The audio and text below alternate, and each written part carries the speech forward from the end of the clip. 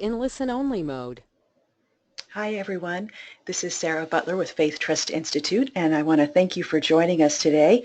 I'll introduce our presenter, Reverend Dr. Sharon Ellis Davis, in just a few minutes, but first I want to go over some technical details about today's presentation. First of all, you should be able to hear me as well as see the technical information slide on your screen. If you're having problems with the sound, please check to make sure that your speakers or headset are plugged in and that your volume is turned up.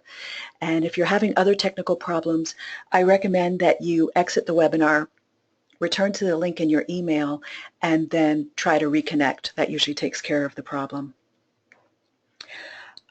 All audience members are muted throughout the presentation. If you have questions or comments, you can send them to me anytime using the question feature on the right side of your screen. If for some reason you're not able to see the question box, click on the little orange arrow and that will expand your options and you'll be able to see the chat box as well. So we're going to hold on to all your questions until the last 15 minutes or so of the presentation.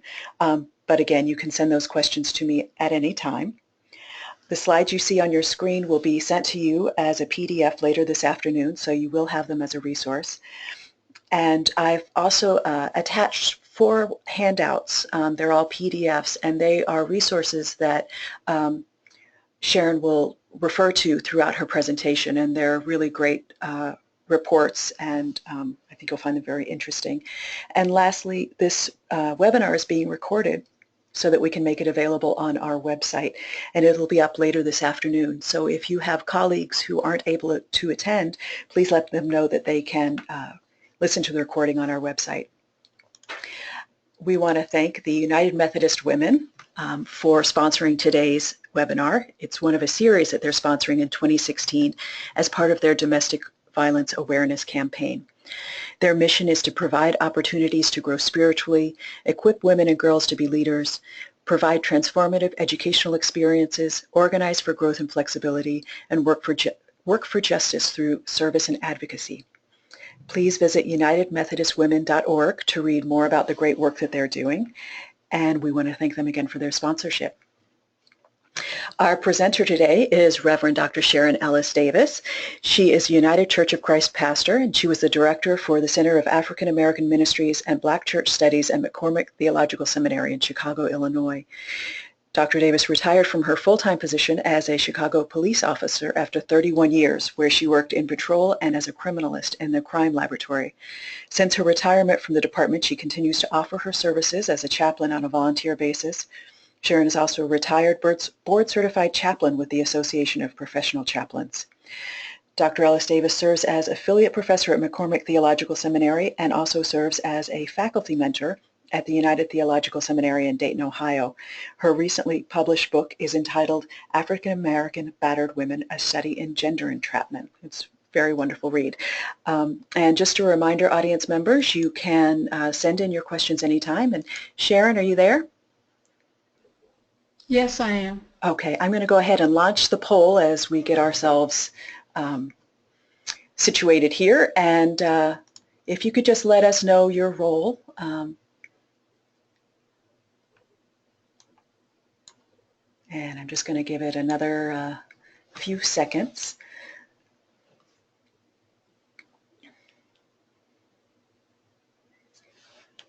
Okay, so I'm going to go ahead and close this up. Thank you all, and share the responses with Sharon. So, can you see that, Sharon? Yes, I can. Thank you. Okay. All right, so let's proceed. Greetings, and thank you all for coming to talk about what I believe is such an important issue. As we are entering into this age of having intense conversations around mass incarceration, I think that it would, to not take this opportunity to begin to talk about how that may impact Black women, and when I say Black women, I mean African American women, and to not take this opportunity to talk about this particular issue, I certainly believe would be a missed opportunity. The conversation is in its early stages of engagement, and it is fluid. And so this webinar is not exhausted, yet it's an ambitious attempt to whet your appetite to obviously become more sensitive to the issues surrounding Black women, but also to encourage you to do more research, to further this particular conversation, add to that conversation, and hopefully encourage you to participate in such a way that together we can seek more effective intervention strategies. And so to that end, this particular webinar has three specific goals, and that is on your screen to provide a race and class and gender analysis as a way of understanding Black women's struggles in the abuse to prison pipeline. And then through the lens of sexual and domestic violence, make the connections to sexual violence and women in prison. And then finally, to provide prevention and intervention strategies for African American women, including alternatives to entering the criminal justice system. And so that's what our time today will basically be about. On this next slide, you can see that we have the intersection of the crises of Black women as a model to show that we need to begin to talk about intersectionality. And when we talk about intersectionality, and you will hear these words throughout, intersectionality, you will hear interlocking systems of oppression. And so when I talk about those systems, I'm talking about basically a term that's used in critical race theories to describe ways oppressed institutions are interconnected and how they cannot be examined separately from one another. And so until recent years, we have overlooked the conversations regarding racism and its impact on Black women. The physical and the mental and the spiritual and emotional health, even now, is not part of a collective consciousness as of yet, even though it's starting to come out more and more. And so the uniqueness calls for a more diverse method of intervention and prevention strategies that impact Black women. And we need to make that connection in a more tangible and organic ways. And so this just shows the triple jeopardy that many women have to face when it comes to talking about mass incarceration, violence against women and girls, and also racism.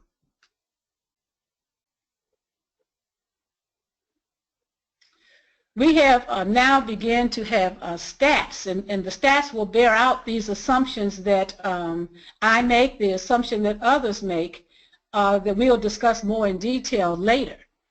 But the overwhelming number of incarcerated women and survivors of domestic abuse and sexual trauma, there's just an overwhelming amount, and this key connection we have not really demonstrated yet in terms of how we are providing services to African American women. I recently, within the last year, was asked by a local pastor to communicate with a woman who was in prison, a Black woman who was in prison. And in that letter, she started talking about her life experience, that she was a survivor of sexual and domestic violence as a child. She was a survivor as an adult. And then when she became incarcerated, she was also a victim to sexual violence while she is currently in prison. And so we need to begin to look at those connections and begin to say what that really means. And two other key connecting things we need to begin to look at is many of these abuses began with them in childhood, and they continue within the prison system, as we just talked about. And then another key is that Black women are blamed for their trauma and criminalized as well as stripped of their parental rights. And so when we talk about mass incarceration in this next slide, we really owe a lot of attribution to Michelle Alexander in her book, mass incarceration in this whole system of colorblindness, and how she's brought attention to the impact of mass incarceration on Black men. She's done an excellent job of that. She talked about the majority of young Black men in major American cities are locked behind bars or labeled felons for life. In this whole new Jim Crow system where we found a way to legalize the Jim Crow system through the criminal justice system. And she asserts that we have not ended racial caste in America. We have simply redesigned it through the target of black men. And so then the criminal justice system for her functions as a contemporary system of racial caste, of racial systems of control through this whole war of drugs, and now it has become perfectly legal to discriminate against black men. And so she's done a good job, but we also, as we look at this next slide, have to begin to talk about the impact that this has had when we talk about issues of women. And so other research, especially that is by my mentor, Professor Beth Ritchie, she talks about that certainly, yes, there were benefits to a prison nation when it comes to addressing violence against women. The benefits, and we put those benefits in quote, harsher punishments for so-called violent perpetrators. They've had now technological advances to monitor threatening and illegal behavior. But in what she describes as the prison nation, it runs into issues that now that this whole issue around law and order, the conservative public commitment to this law and order in such a way that people are being imprisoned in ways that has not taken into account the roles that families play in social stability. And so in this research, she talks about harsh punishment and how it has, quote, benefited violence against the Women's Act. But she also argues that these harsh punishments have not particularly served our community. And so I went further on in the next slide to help her to make her case that women are safer since they've had all of this. In 2012, they're safer than they were, yes, 25 years ago. And yet, there's still a concern for the help that women with less power, who are still, even with these particular harsh laws, are still much in danger than ever before. And so this is when you get to the interlocking systems of oppression and the profound impact that it can have, the intense impact that it can have in its ability to stigmatize and create this subordinate social status to the point where even if you're poor, and especially the poorer you are, the more stigmatized you are, you're not capable of getting the help and the services that you need. And coupled with that community silence, that's how she is beginning to talk about we're building a prison nation where people are especially black women who are poor. I mean, and I'm not talking about just low income, but those who are poor, who really don't have the agency to get the help that they need, and the help to get the help that they need, and the impact that this prison nation has on them even before. And then coupled with that is the tension between white feminist anti-violence activism and the black community, because the tension is what is, and you'll hear me say this again and again, what is the prima facie issue within our community?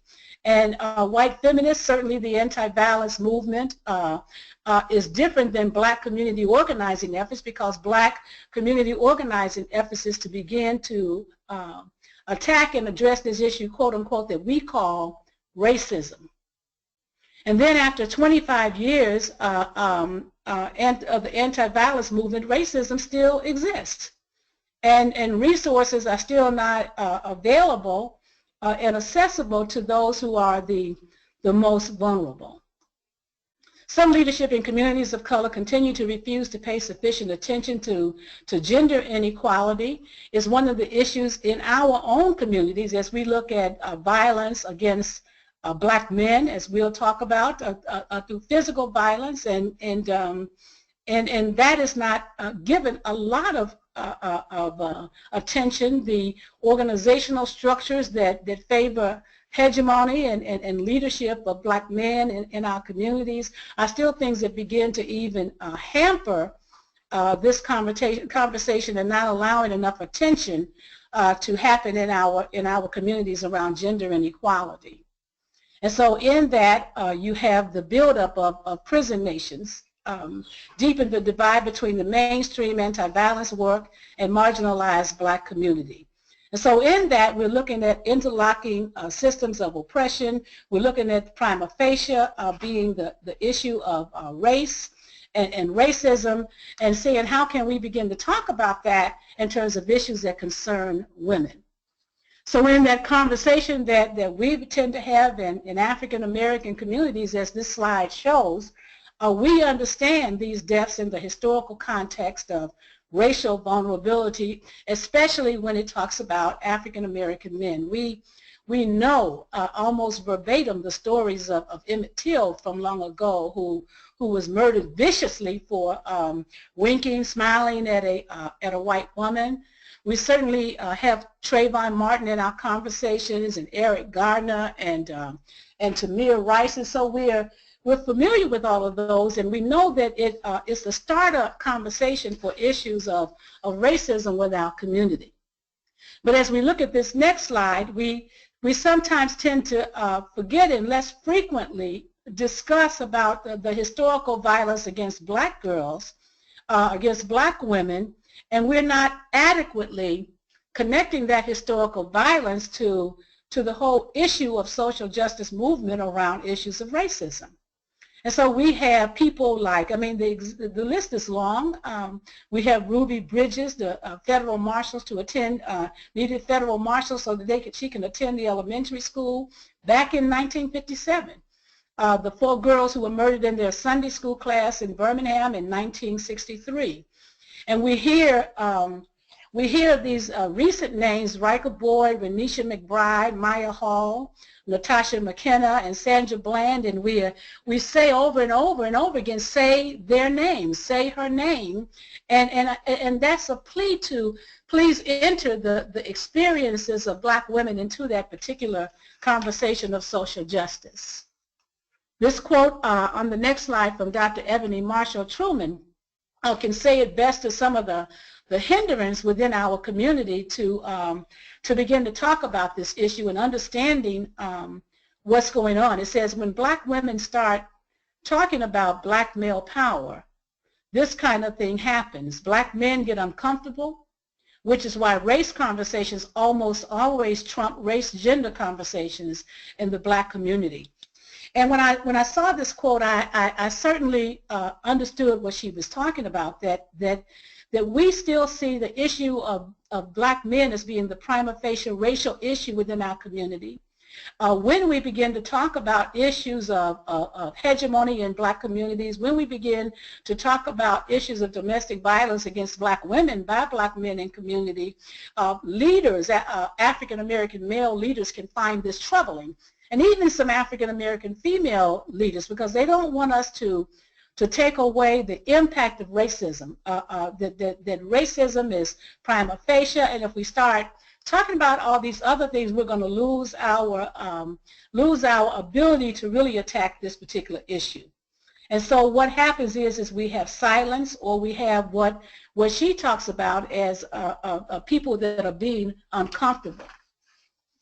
And when I was doing work on sexual and domestic violence years ago, I was asked the question, even in the late 80s, of why is it that African American people are not really involved in the whole liberation movement around against domestic violence. And I took that on as a project and did research into 2000. It ended up being my PhD dissertation, and then afterwards being the book that I wrote on the study of gender entrapment. But it was really showing how black women also have bought into and have been co-opted to believe that the prima facie issue is racism, and it's racism against black men. And whether this is true or not, and the statement has some credence, what it has done, that has been negative, is co-opted women not to turn in their abusive spouses, to become so protective to their own mental and physical health, to their own death, because they don't want African American men caught up in the criminal justice system. So this quote is just from that particular book that says the gender entrapment, and that is a coin that was first termed by Beth Ritchie, of African American battered women must be seen within this mission as a primary issue in the continued struggle for black liberation, and as crucial for the survival, healing, and empowerment of African American families. We must begin to talk about this issue within our communities and within our wider community. And so we must begin to look at, as we look at the next slide, all the issues that tend to impact African American women. When you look at some of the stats, black women's wages run from 48 to 69 cents for every dollar paid to white men. 1 in 4 black women live in poverty. The median wealth for a single white man aged 18 to 64 is $41,410, yet the median wealth for a single black woman is 18 to 64 is $5. Education is not necessarily the answer to this wage gap. The whole myth that if you get your education you're going to get the wealth that you need is really a misnomer when we begin to think about the gaps that we have. And then women in low-income communities are in greater danger than ever. And that's why Beth Ritchie talks about this whole prison nation, because we have systems that are already, even before we talk about the criminal justice system, we have these systems that are already designed against women who are poor, who are not self-sufficient, and policies that are enacted that keep them in a prison nation even before or without them ever going to prison. And so we have to begin to consider, if we're going to talk about social justice in African American communities, we must talk about a combination of race, class, and gender. If we're ever going to understand prison nation, if we ever care about the impact of African American women, then we must look at the issues that black women tend to face, and add that to the conversation of race. Because race is prima facie in our communities, but it cannot be separated from what black women experience in its totality. And so to do that, we have to do a race, and we have to do a class, and we have to do a gender analysis. We must look at the experiences of black women. We must listen to the conversations to eliminate the racism. We must talk about poverty and how devastating poverty can be, especially with African American women. And we must talk about male violence, including male violence against black women perpetrated by black males. If we're going to be honest about this conversation, if we're really going to look for the solutions, we have to have all of this conversation. So back to the slide that we began with, we have to look at these intersections. We have to talk about intersectionality. We have to talk about the interlocking systems of oppression. We have to further elaborate because many women in prison have been prior victims of sexual and domestic violence, and we have to understand this connection and how it contributes and adds to the prison pipeline. So in this next slide, we begin to look at studies of race, class, and gender. Victims of sexual and domestic violence, but sexual violence in particular, can experience a wide range of negative health outcomes over the course of their lives. And that's important to understand, that when a traumatic event happens, it has its impact over the course of their lives. Some scholars even say that they relive it over and over. And so it has an impact on their physical well-being, their mental well-being, their behavioral health, and becoming victims of prison nation and incarceration. And so the study that we're talking about, and you can begin to read it, we have the whole study as part of your as part of your handouts, begin to look at this whole issue of rape and sexual violence in many categories that you will see from your own study. But when they did this study on African American women, they recognized that 53% of all participants indicated rape victimization. 44% reported sexual coercion within their lifetime, and 42% reported both. And it's interesting because these are higher prevalence rates than other national surveys, but they're also in line with other community-based studies on high-risk populations when they do face-to-face interviews and collect that particular data. Under mental health, participants with experience of rape or sexual coercion were more likely than those women who had not been victimized to report post-traumatic stress disorder, symptoms, or depression. 88% had had a history of rape, sexual coercion, and 21% of all study participants indicated they had seriously considered suicide during their lifetime. And when we look at the results from substance abuse, 65%, that's over half, indicated in their behavior that they have engaged in binge drinking at some point in the last 12 months following this whole, in these whole issues, versus 35% who have not been victimized had engaged in this kind of behavior. Also, 95% of participants who were victimized indicated drug use, misuse during the previous years versus 5% of those who were not victimized. And so as we continue on, 73% of the victimized people were under the age of 18 years when they were victimized. 96% reported that the perpetrator was the same race. 90% knew their perpetrator.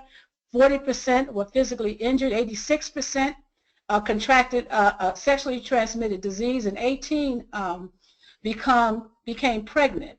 And so in this group, in this entire group, as the study shows, only 1/2 of the people that were there received the services that they needed.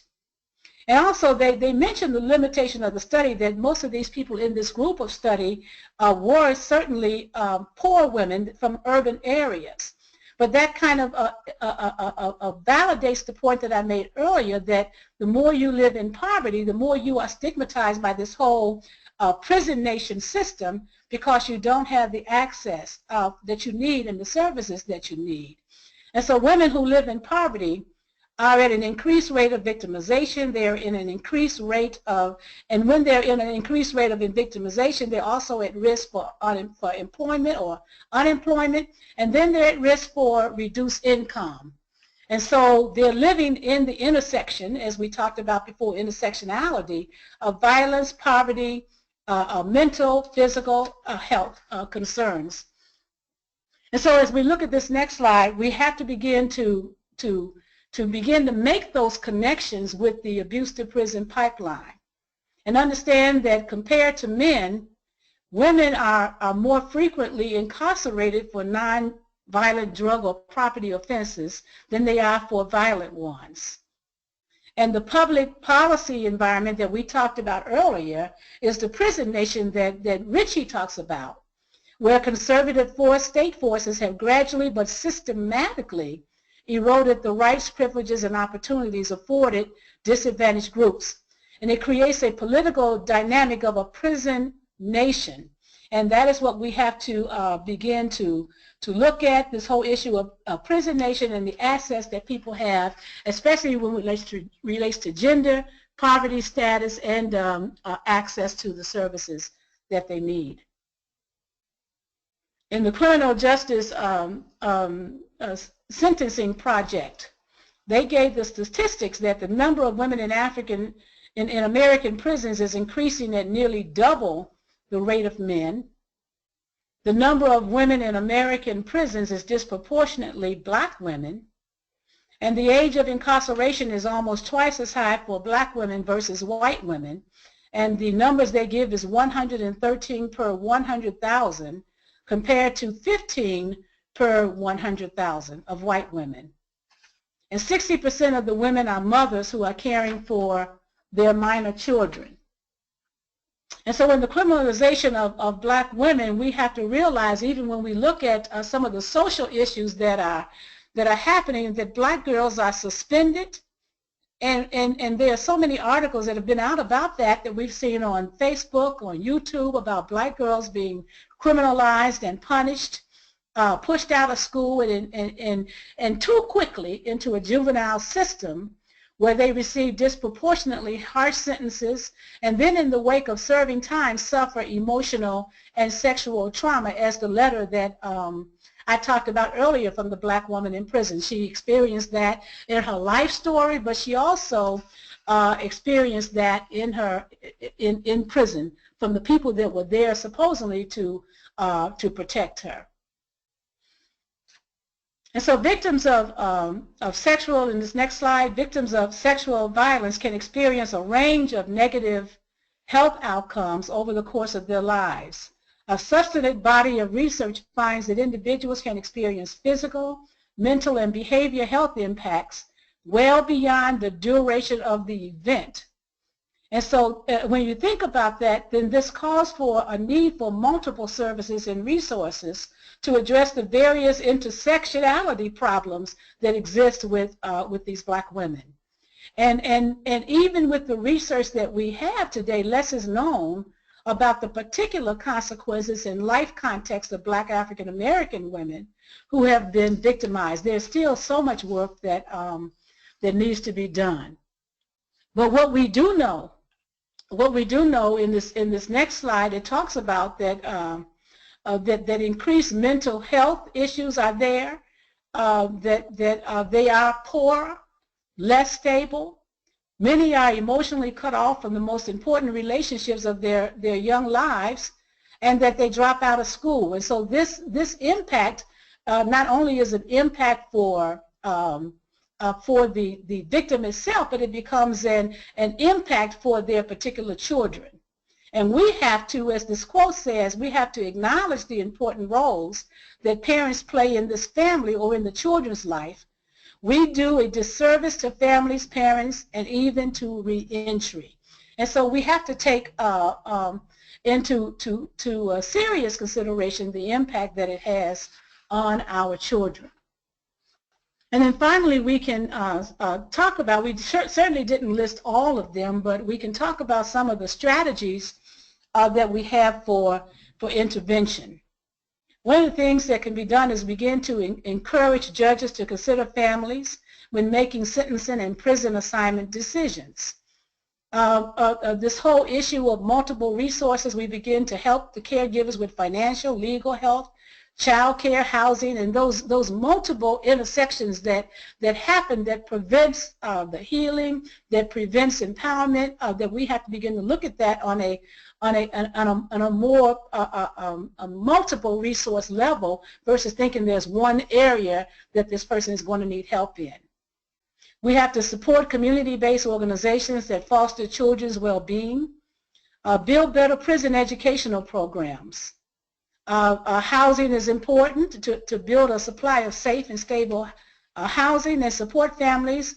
From the moment their parents are into the criminal justice system, we have to have a way of supporting this particular family from that point on, so that they won't slip through the cracks. Also, on this next slide, there's a whole list. I won't read them all. I invite you, when you receive this whole particular PowerPoint, to read them, but I will go over a few of them. Culturally specific prevention strategies with messages that reflect cultural values and strength within these communities. That's so important to think about the culture, think about the people that you're serving, and provide strategies that fit that particular culture. Sexual violence prevention on every single level. Education is important throughout the lifespan of a person. To invest and support promising prevention practices with messages that combat racism and simplify the strengths, values, aspiration of this community are critical. And so we have to start changing the narrative. We have to start changing what we're saying and stop supporting the stereotypes that happen within our community. We have to challenge and replace destructive and inaccurate images of African Americans. And that one on the last one on the list, more women from impacted communities at the table for policy making. I can't say how important that is, because you know we have professors, and we have doctors, and we have lawyers that are African American females, but we need average everyday people from the community to begin to sit at these tables where they are having these conversations, to give their input. And we also, in the midst of that, need to hear their stories. We need to hear from their side, from their angle, what it is that that they believe needs to happen, or the issues are within their community. And then we have community response. Certainly collaboration is certainly a key. Sexual assault advocates can initiate, join, and support existing community organizing efforts. Community organizing helps to educate on the relationship between sexual violence and the larger field of violence and forms of oppression, including misogyny and racism. And that is so important, because if we don't have the education, if we're not sensitive to how these things are interconnecting, we're never going to figure out the kinds of intervention we need to break through the prima facie issue, which is racism. But when we include the sensitivity of that in gender violence and all the other things we need to consider, we become more strategic in our intervention. Develop a broad community-based response to sexual violence. Cross-training is always important, and partner with culturally relevant organizations. Don't believe we have all the answers within our organization. Look at what they're doing within the particular cultures to help to alleviate that. And so as I end out my portion and open up this time, I wanted to read something that from this article that says, "When I Look into the Mirror." And what is so important, what struck me about many of these, I think you have that as a handout also, but it's the voices of juvenile. I think women, I think girls, but I know it's the voices of juveniles that talk about what do they see when they look into the mirror. And I just wanted you to just take the time as we close this section out to just hear what one African American female said in the midst of that.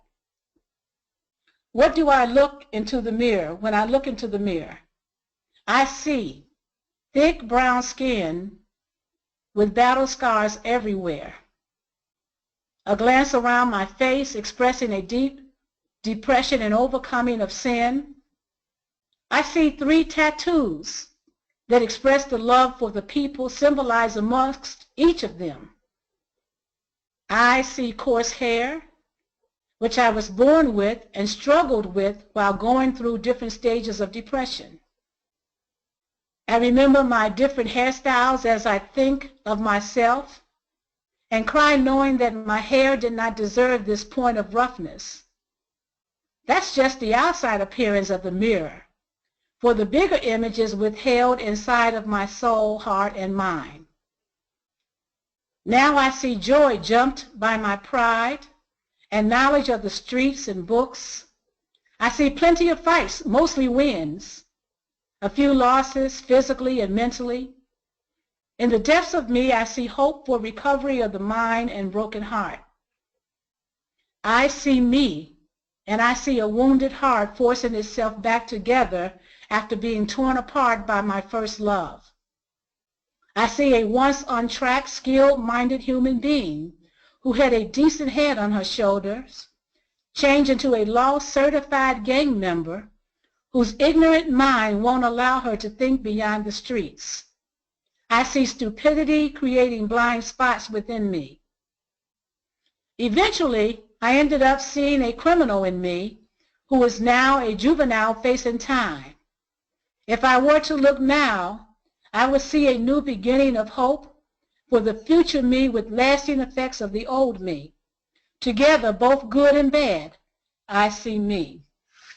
And I wanted to share that with you as we open up this time of questioning, because when we begin to look at this work, and we know that this work is difficult, is arduous, is painstaking, it requires us to release some of our own stereotypes. It requires us to change. But as we look at the work that we have to do, we, like this young juvenile, we cannot lose hope in the effort to change things around. We may not all be guilty, but we certainly are all responsible to do the justice that we need to do to together provide interventions and strategies that will help make this world a better place. Thank you, and we can have questions at this time, Sarah. Thank you, Sharon. I just want to point out to everyone that we have a very extensive list of resources that will be available when I send out the PowerPoint slides to you, including the 3 books that that Sharon talked about. The reports are here. The Sexual Abuse to Prison Pipeline, The Girl Story. This is a really powerful study that you should read and share with your colleagues. And what was the other one that I wanted to point out? The Anna E. Casey Foundation did a study on the impact of parental incarceration on children. That's very powerful. So we have all of these listed here. We have many articles, and then we have some websites as well. So this is a good time to send in your questions. And we have one question, Sharon, and what do you think is the role of the faith community in addressing these issues that you talked about today? Well, I think that everything I mentioned, the faith, because I don't really separate the community from the faith community, and so I believe that everything that we talked about, what we can do, we can become advocates. We're pretty good in the church of caring for people and loving people, and we're learning how to care for them in the pastoral, quote, pastoral sense. But what we're not doing is showing them that we care about their situations. And if we care about those situations, as my husband always says, we will put feet to that gospel, and that we will engage ourselves within the communities, becoming advocates, working within the prison system, helping people to keep families connected, all of those things that we talked about. All of these things we talked about, in addition to the kind of care and theological clarity and empowerment that we get through our scriptures or whatever our faith community is, using that as a resource for empowerment, but really putting that into action and developing strategies, beginning to make that church, begin to look at the church in ways of, let's look at the African American church in particular, and let's look at our organizational structure, and let's look at what we're talking about and what we're saying within that community that might be oppressive to black women. And how do we begin to change that language? And how do we begin to not just empower men, but empower black people and empower the community in general? Thank you. We have a comment from someone talking about sexual abuse is such a taboo subject in the church. How do you go about addressing this issue? Well, certainly when we look at the stats for sexual abuse, we certainly don't, the church is not exempt for that happening. It's not exempt for sexual abuse happening within the pulpit, nor is we exempt from happening within the pew. But what we have to have is what we call in our denomination enough boundary trainings by issues like Faith Trust does boundary training. And so being able to encourage churches to engage in boundary training in such ways that they understand when they're crossing boundaries, the vulnerabilities that make them vulnerable to crossing boundaries, so that we can all be on the same page and understand that our goals in the church is to heal and not to hurt. And being able to make sure that we have within our congregations, we've preached enough sermons, we've talked about it in Bible class, that we're not afraid to talk about healthy sexuality, we're not afraid to talk to our children and our teens about sexuality, so that they will be empowered to make healthy sexual decisions as they're growing up. I think the church is an ideal place to begin to do that kind of work, and should commit to doing it. So we have a comment from the audience saying the thing that gives me hope is the intersectional approach, but also the trauma-informed approach, which means that as you're working with young people, you can see that perhaps their behaviors are informed by a trauma that they're experiencing, and rather than all of these things being separate, they're all part of the same way that children and young people are learning to kind of live through trauma. Do you have any reflections on that, Sharon? I think that is powerful. I know that sometimes it's a struggle because when we see negative behavior, we so want to blame the children, we so want to blame the parents, and I guess there's enough blame to go around. But if we look at it from an intersectionality kind of perspective, yes, we need to look at the trauma that these kids are experiencing, what's going on in their community, how does that connect to their acting out? What services need to be provided? Do we need mental health intervention? Do we need family intervention? Do we need employment intervention? Are people starving? And so we have to begin to ask all of these questions rather than land on we're going to just blame that this is a terrible world and everybody's going to hell and everybody is evil and demonic and this world is just going to be destroyed because it's in the Bible and the Bible said so. And when we do that, we're losing our compassion for what might be really going on. I certainly can witness when I acted out in my life, I was suffering trauma. You know, and so why is it so far-fetched not to believe that other people who act out are suffering trauma also? So I agree with that person 100%. So there's a comment from someone, no disrespect intended, but the books are priced beyond my ability to purchase. Are you planning to make them available to public library systems? And I think, Sharon, he's speaking specifically about your book, because I know that Beth Ritchie's book and Michelle Alexander's books are pretty widely available. Yes, my book is in libraries. I know that it's in some libraries, but because of the way that it was published as a PhD dissertation, it has to be a particular library can order it. And so people that want that book and don't want to pay the high price for it, they can ask the particular libraries or universities if they would order that book for their library, and they would be able to procure it. So speaking about the boundaries issue, this person is saying that she's struggling to get her church denomination to boundaries training, but it has been a struggle. And I wonder if you have any suggestions for her, Sharon, in terms of this battle. Well, first I'll keep her in prayer because it is a struggle. I think that people are resistant to change, and they're resistant to being different, and boundary training will cause you to want to be different and think differently. But I also think that the church has, the lay membership of the church has more power than they think.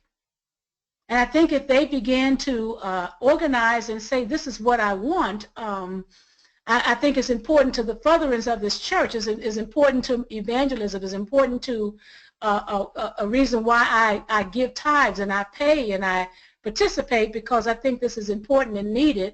I think they can really together, we'd be surprised how much power we really have when we go and we say we need to do this. And if that doesn't happen, collectively get a group of your own and do the boundary training yourself. Yeah, absolutely. And we have resources for you here at Faith Trust Institute. So there's a comment here from someone, coming from an early childhood perspective, I think the incarceration of pregnant women causes irreparable damage to the child and the mother, both physically and emotionally. In the state I live in, the legislature rescinded funds from a potential program to let these women who committed nonviolent crimes have an alternative living situation. Do you have some specific comments about this particular population, though small? I just think that she's absolutely right in the analysis of what happens, and that is what Dr. Ritchie talks about when she says a prison nation, that these policies are working against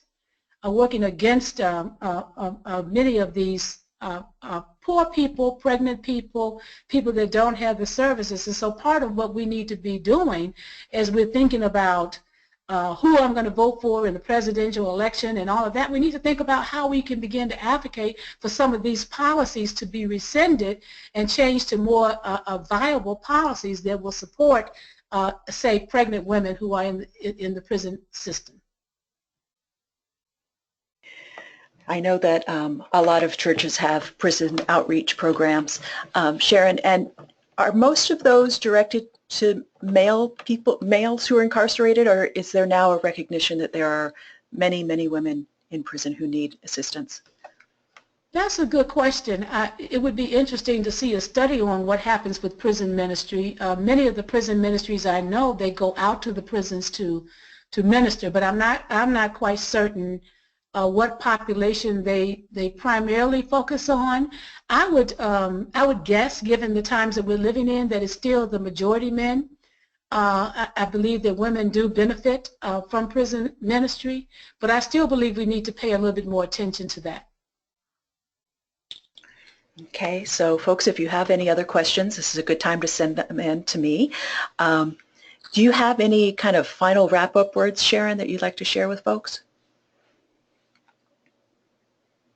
I just think that whether we're part of a social institution, whether we're part of a faith institution, whether we're activists, that we all should have the common concern of doing what's just, and being willing to go through the work and the processes and the turmoil of finding out what is the best way that we can begin to address these issues, so that we will stop criminalizing people and find a way to intervene in such a way that people will get the help that they need. I am fearful. I am fearful that we're going to lose a lot of lives, that the prison system is going to increase exponentially, and I don't know what other kind of evidence we need to know that this is not working.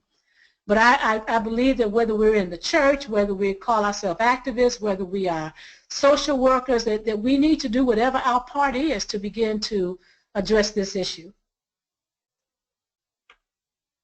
Yeah, thank you, Sharon. There is a comment from the audience. There are some churches with funds from the Department of Labor for reentry programs, and some of them have special programming for women. So that's something to look into in your community and see if that's something you can assist with. So we have a couple of minutes. I want to, again, remind people that we have some handouts here. And the one that I think is really important for kind of tying all of these issues together, and it's really quite eye-opening, is the one called Girls, Sexual Abuse to Prison, which talks about childhood sexual abuse and the impact that it has on girls being put into the criminal justice system at very young ages, and how that just kind of ripples throughout their lives. So please take some time this afternoon or this week to read that article, because it is powerful. I also want to let people know that we have some upcoming webinars. We would love for you to join us for those. On June 15th, we have a webinar by Dr. Denise Starkey, Survivors' Faith Journeys, The Nomadic Spirituality of Home. And then on June 16th, we've actually had to reschedule this from June 1st. June 16th is Reproductive Coercion and the Intersection of Intimate Partner Violence and Faith Beliefs. So I hope that you can join us for those. And we have started an online book club. Every couple of months we read a book, and then we get together and talk about it. And the book that we're reading in July, we're discussing in July, is The Roundhouse by Louise Erdrich. It's a very powerful story of a Native American family. So folks, unless you have a final question for Sharon here, or Sharon, you have anything else that you'd like to add? I think I'm finished. Okay.